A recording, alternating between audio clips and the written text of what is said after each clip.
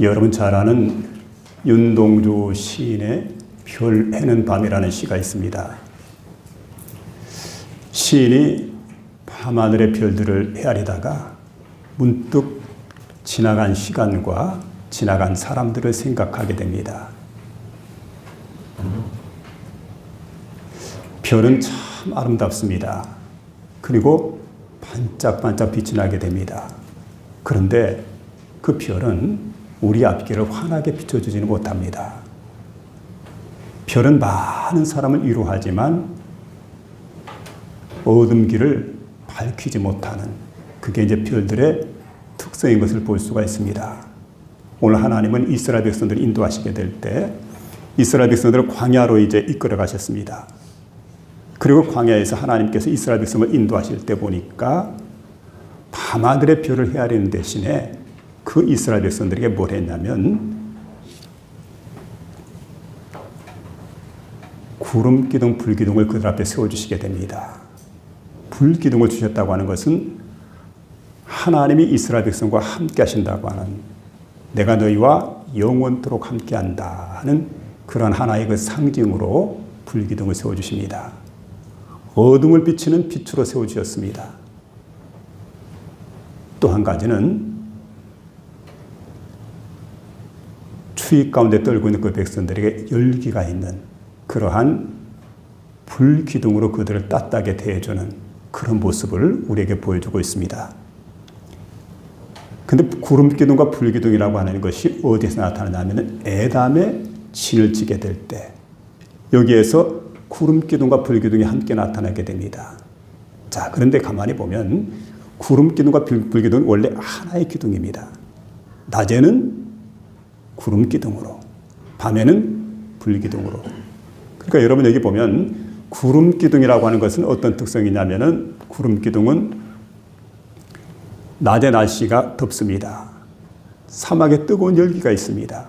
태양빛이 강력하게 내려쬐게 됩니다. 그래서 강렬한 태양빛으로부터 이스라엘 백성들을 보호해 주기 위해서 그 강렬한 태양빛을 갖다가 완전히 덮어버리는. 그래서 보면 구름 기둥이라고 할 때 기둥은 하늘까지 연결되지만 또 한 가지는 그 기둥은 그냥 하나의 기둥처럼 쭉 올라간다는 것보다는 옆으로 쫙 퍼져서 그 구름 기둥이 이스라엘 백성 전체를 덮게 되는 그러한 현상으로 나타났던 걸 보게 됩니다. 바로 이제 구름 기둥. 이건 바로 하나님의 임재였던 걸 보게 됩니다. 그리고 또 한 가지는 불 기둥으로 그들을 따뜻하게 해주었다. 이렇게 말씀해 주고 있는데 가나안에 들어갈 때까지 광야를 통과하는 이스라엘 백성들에게 홀로 두지 아니하시고 하나님께서 그들과 동행해 주시게 됩니다. 이를 가시적으로 보여주었던 그 상징적인 도구가 바로 뭐냐면 구름 기둥과 불 기둥이었다. 이걸 우리에게 말씀해 주고 있습니다. 우리가 여러분 광야 같은 인생길을 살아갑니다. 험준한 인생길을 살아갑니다. 그럴 때 여러분 구름 기둥과 불 기둥으로 동행하셨던 그 하나님의 동행이 함께한다고 하면 우리는 승리할 수가 있습니다. 최종적인 목적지에 우리가 도달할 수가 있습니다. 그래서 이스라엘 백성들이 생각할 때 구름 기둥과 불 기둥은 어떤 것이었을까? 따뜻한 주님의 사랑과 따뜻한 주님의 배려가 구름 기둥과 불 기둥 가운데서 느껴지게 되었다는 겁니다. 오늘 이 시간 여러분 그래서 함께 생각해 볼 말씀은 구름 기둥과 불 기둥, 이 말씀을 생각해 보는 가운데 저와 여러분의 마음속에 크신 은혜가 임하게 되는 복된 시간 될 수 있기를 주의 이름으로 부탁을 드립니다. 그럼 여러분 구름 기둥과 불 기둥은 어떤 특징이 있을까요? 첫째는 하나님이 함께 하신다는 겁니다. 연세가 드신 분들의 특징이 나타납니다. 눈이 침침합니다. 그리고 익숙했던 길도 낯설어지게 됩니다. 연세가 들었다는 증거죠. 노부부가 새로 생긴 병원을 찾았더랍니다. 진료를 받기 위해서 찾았는데 가서 보니까 생각보다 병원이 굉장히 커요. 그리고 이제 병원 안에 딱 들어가 보니까 통로, 이 복도가 얼마나 길다란지 한참 뻗어 있고 가는 곳마다 안내 표지판이 있는데 우리 안내 표지판을 봐도 자신들이 원하는 목적지가 잘 나타나잖아요. 할아버지는 지팡이를 짚었습니다. 할머니는 두리번거리면서 이곳저곳 찾아보게 됩니다. 그러다가 할머니가 할아버지에게 말한다. 여보, 아무래도 우리가 잘못 들어온 것 같다고. 이제 어떡하지? 그러고 발만 동동 구르고 있는데 마침 그 시간에 고맙게도 병원에 안내하시는 분이, 안내 요원이 찾아왔어요. 그리고는 할아버지, 할머니, 제가 원하는 목적지까지 안내드리겠습니다. 어디까지 가시기를 원합니까? 그 어디까지 간다고. 알았다고. 저를 따라오시면 됩니다. 이쪽으로 가셔야 됩니다. 그러고 모시고 가는데 가다 보니까 젊은이는 걸음이 빠릅니다. 연세 드신 노부부는 걸음이 늦습니다. 그러니까 걸음을 그분들의 속도에 맞춰줘요. 걸음만 맞춰주는 게 아니고, 그리고 가다 보니까 그 계단을 올라가는 길이 있습니다. 그때는 할아버지, 할머니 손을 꼭 붙들고 함께 계단을 올라가게 됩니다. 그러다가 이제 엘리베이터를 타게 될 때 보니까 엘리베이터 탈 때는 먼저 안쪽에 들어가서 자리를 잘 정돈해 놓고, 그리고 할아버지, 할머니를 갖다 모십니다. 그러고 이제 마지막 순간에 드디어 진료실에 가까이 왔습니다. 그때 이렇게 얘기하는 거예요. 할아버지, 할머니, 원하던 목적지에 다 왔습니다. 이제 안심하셔도 됩니다. 그때 할아버지, 할머니가 안도의 한숨을 쉬었습니다. 근데 생각해 보니까, 아, 이런 길이라고 하면, 이런 병원이라고 하면 얼마든 찾아올 수 있겠다. 왜 그랬을까요? 바로 초행길이었지만 동행자가 있었기 때문에, 안내자가 있었기 때문에 그 일이 가능했던 거지요. 여러분 생각해 보면 우리 인생길은 초행길입니다. 내가 걷는 인생길 초행길인데 누군가가 나와 동행해 준다고 한다면 그 길이 얼마나 기쁜 길일까요? 얼마나 좋고 얼마나 평안한 길일까요? 근데 여러분, 하나님께서 멀리서 서가지고 이쪽으로 가면 된다 이렇게 말씀하시고 가만히 계신 분이 아니라는 거예요. 보폭을 우리와 맞추십니다. 그리고 위험에 처하게 될 때, 어려움 가운데 처하게 될 때, 그때 손을 내밀어서 내 손을 잡아주시는 하나님. 그리고 영원한 목적지까지 함께 하시는 그런 하나님이심을 성경은 우리에게 말씀해 주고 있습니다. 그래서 여러분 잘 아신 대로 시편 23편에 보면 다윗이 기록한 시인데, 시인은 이렇게 노래합니다. 여호와는 나의 목자시니 내게 부족함이 없으리로다. 그가 나를 푸른 초장에 놓으시며 쉴 만한 물가로 인도하시는도다.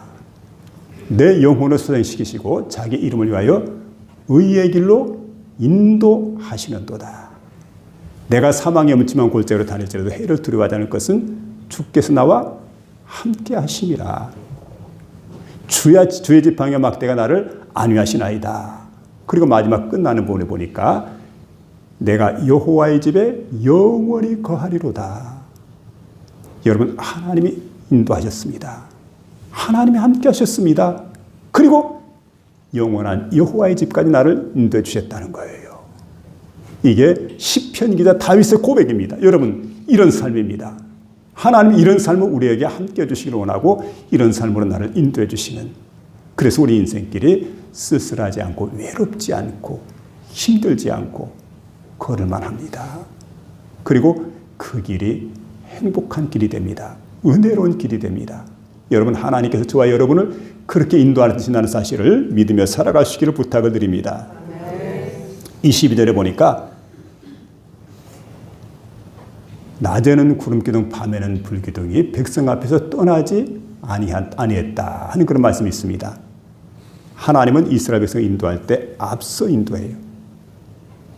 그런데 앞서서 인도하시는데 앞서 가버리는 게 아니고 어떻게 합니까?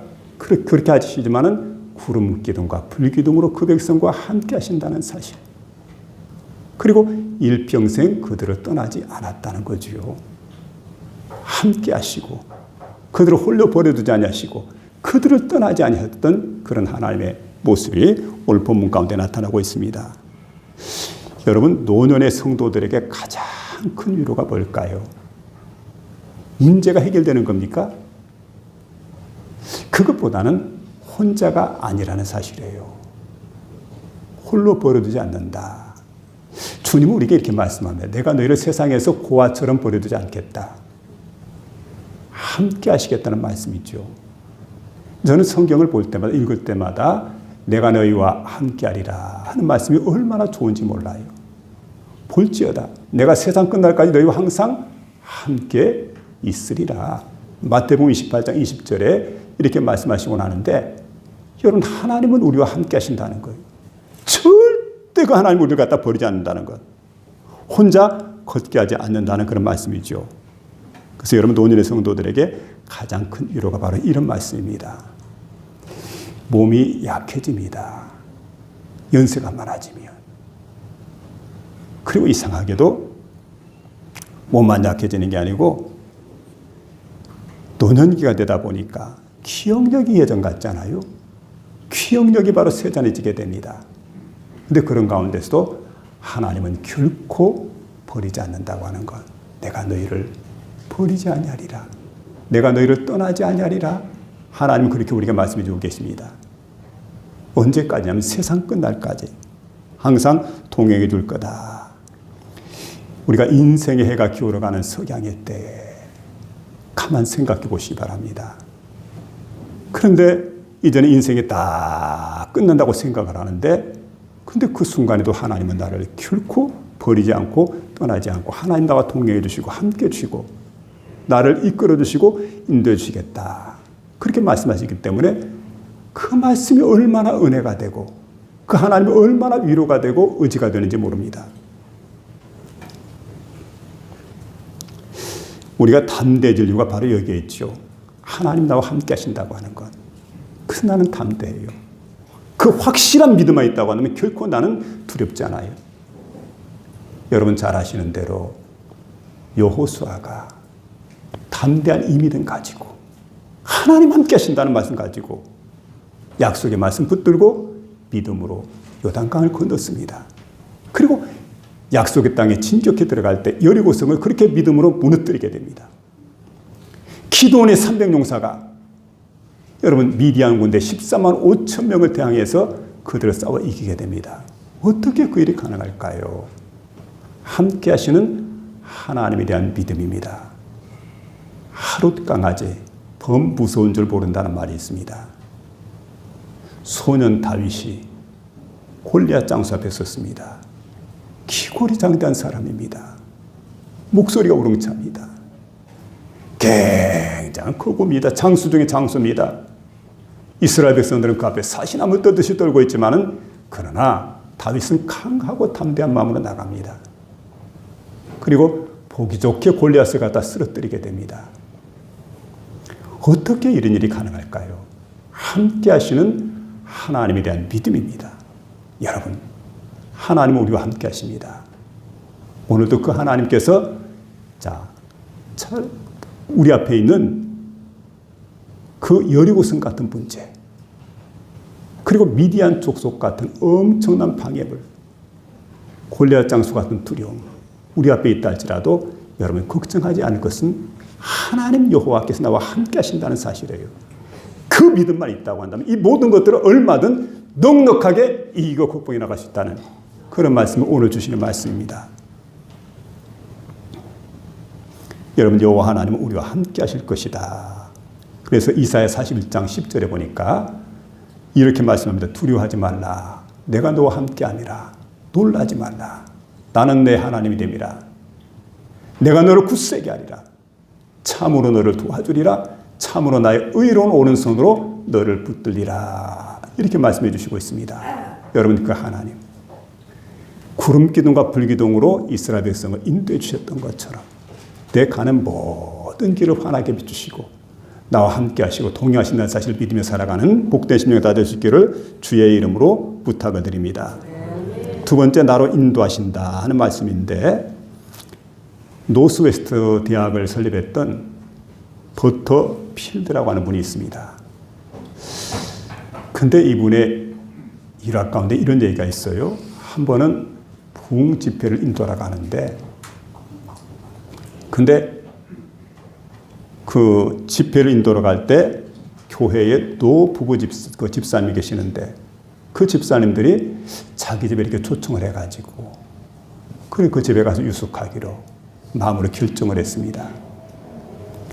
그래서 이제 그 짐을 꾸려가지고 떠나게 되는데 마침 부흥 강사를 모신 교회에서 알아보니까 이 부흥 강사 목사님이 좋은 집 가지 않고 근데 이 노부부가 음식 솜씨가 형편없거든. 거기다가 집도 오래되었고 낡았고 그리고 침대도 뭐 캐캐 묵은 그런 침대고 근데 어떻게 이런 곳에 모실 수 있을까 생각을 하다가 긴급 회의를 교회에서 합니다. 그리고는 젊은 집사의 가정 보니까 집도 굉장히 넓고 좋습니다. 깨끗합니다. 새로 지었습니다. 거기다 정원도 큽니다. 그리고 음식 솜씨도 뛰어납니다. 그래서 교체를 한 거죠, 교회에서.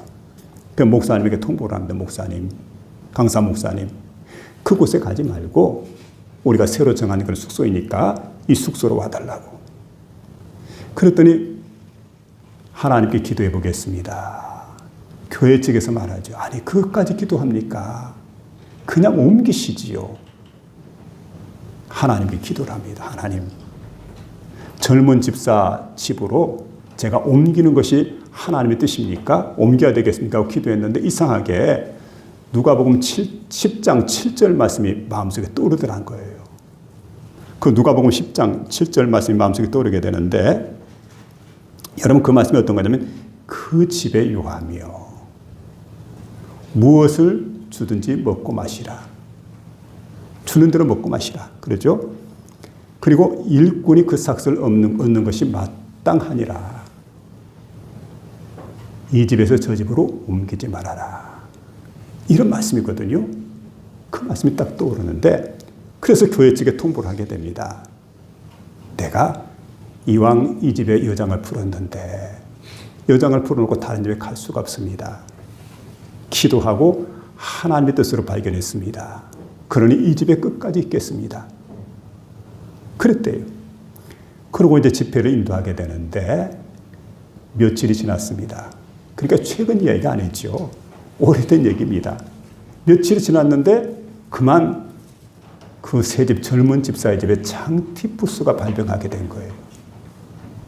옛날에 장티푸스가 발병하면 어떡합니까? 그 집에 출치해야 돼요. 아무도 출입 못합니다. 출입 금지 구역이 되어버렸습니다. 한 달 동안. 그때 생각을 하죠. 내가 만일에 하나님의 인도를 받지 않았다고 한다면 이 집회를 내가 무사히 인도하지 못했었구나. 집회를 내가 무사히 끝낼 수 없었겠구나. 마음속으로 생각을 하죠. 그래서 여러분 하나님의 인도를 받았기 때문에 하나님께 기도하고 하나님 믿고 신뢰하고 하나님 의지하고 하나님의 인도를 받았더니 그 집회도 무사히 마칠 수가 있었다는 겁니다. 본문 21절에 말합니다. 여호와께서 앞서 행하사 이렇게 말씀해 주고 있습니다.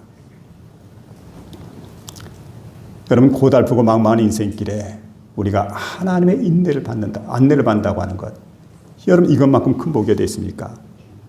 안내자만 든든하다고 한다면 여러분 내 인생 마음 놓고 걸어갑니다. 걱정할 필요가 없습니다. 자, 하나님께서 이스라엘 백성을 이제 인도합니다. 보세요.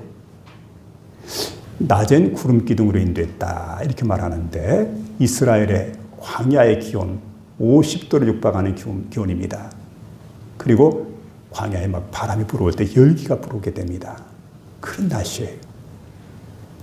근데 이제 이스라엘이라든지 중동 지역을 여행해 본 사람들은 느끼게 될 터인데 습기가 적습니다. 지중해성 기후가 되게 그렇죠.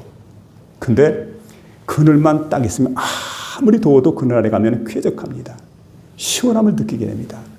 그러니까 여러분 이스라엘 백성들이 여행하는 광야 생활 동안 하나님께서 어떻게 했습니까? 하나님은 구름 기둥을 세우셨어요. 이 기둥이 바로 하늘까지 연결되는 그런 구름 기둥이지만 그러나 보세요. 이게 이제 옆으로 쫙 퍼져 있기 때문에 이스라엘 백성 전체를 덮고도 남음이 있습니다.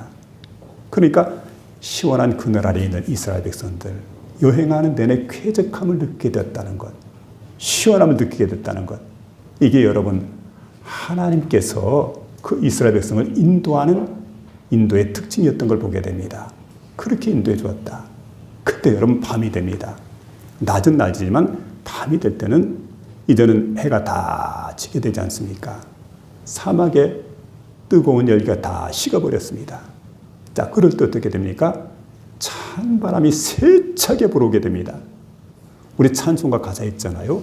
광야에 찬바람 불지라도 앞으로 남은 길 멀지 않네. 이런 찬송가 가사가 있는데 광야에 찬바람이 불어와요.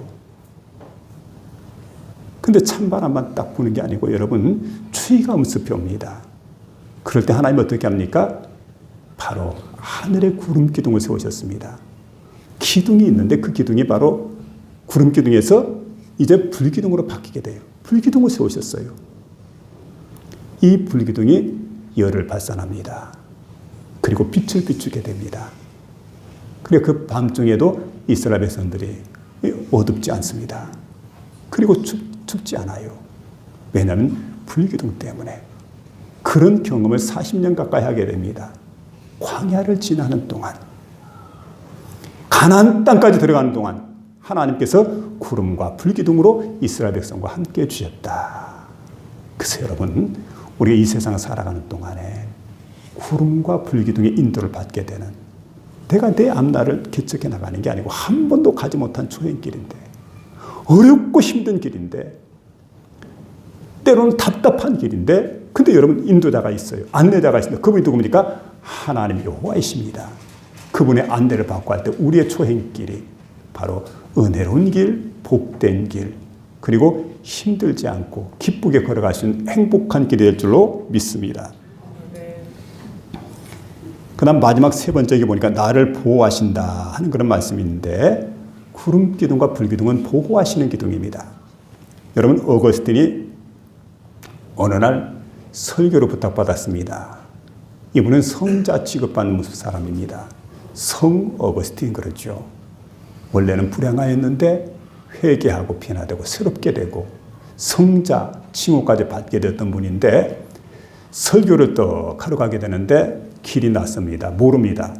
그러니까 어떤 안내자가 안내를 해주게 되는데 안내하는 대로 따라갑니다. 일행들과 함께 따라가는데 한참 가다 보니까 목적지에 도달하게 되었는데, 글쎄 안내자가 머리를 긁적긁적 하더니 난처한 표정을 짓게 됩니다. 그 왜 그러냐고. 목적지가 잘못되었습니다. 이곳이 아닌데 잘못 왔다고. 그러니까 일행들이 모두가 당황할 수밖에 해요. 그리고 그날 설교도 하지 못하고 그냥 헛수고만 하고 돌아갔습니다. 집에 돌아오니까 얼마나 참 이게 참 허전해요. 근데 며칠 지나고 나서 딱 얘기를 들어보니까 만일에 그때 안내자가 자신을 바른 길로 인도해가지고 바른 길로 갔더라면은 틀림없이 칼에 맞아 죽었다는 겁니다. 왜냐하면 어거스틴의 반대자들, 복음의 반대자들이죠.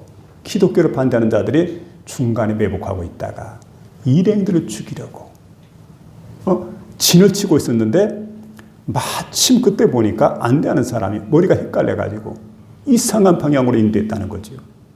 생각해 보니까 그 사람 머리가 이상하게 된 것도, 잘못된 지역으로 가게 된 것도 하나님의 보호하심이더라. 모든 것 생각해 보면 그래요. 그 소리가 생각할 때 여러분, 모든 게 내 뜻대로 되는 것이 반드시 좋은 건 아니에요.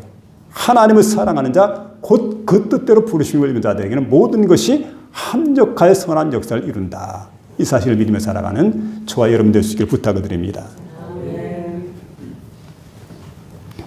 출애굽기 14장에 보게 되면 이스라엘 백성들이 홍해 앞에 서게 됩니다.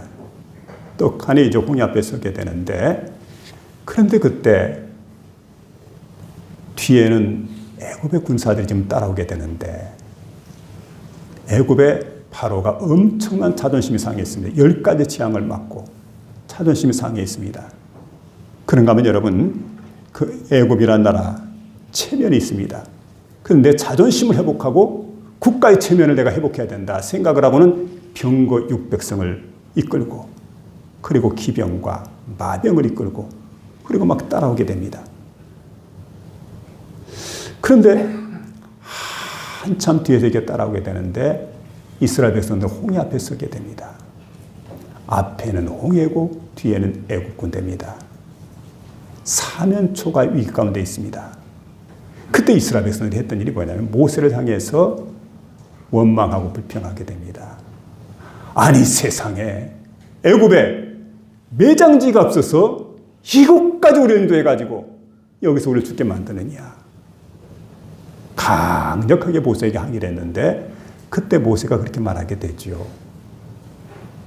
너희는 두려워하지 말고 가만히 있어서 오늘날 여호와께서 너희를 위해서 행하시는 구원의 역사를 바라보라.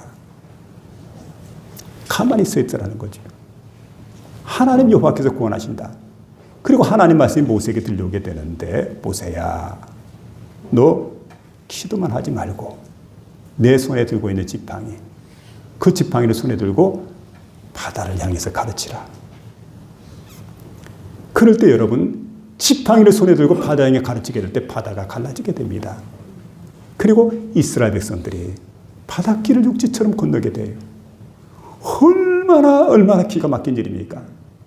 이런 놀라운 일들이 이스라엘 백성들 앞에 펼쳐지게 됩니다. 이게 바로 하나님의 역사입니다.